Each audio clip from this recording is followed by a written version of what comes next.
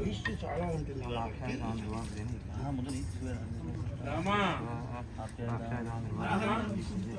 చెప్పే కదా రామయ్య. చెప్పండి. హర హర నమ పార్వతీపతయే హర హర మహాదేవ. జై జై శంకర హర హర శంకర. ప్రధానమైనటువంటి అగ్నిశోమీయ వపాయాగం జరుగుతోంది.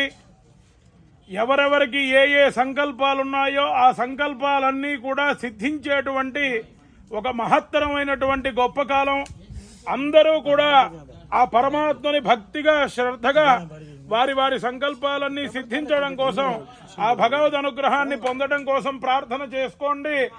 వాసుదేవ వాసుదేవ వాసుదేవ.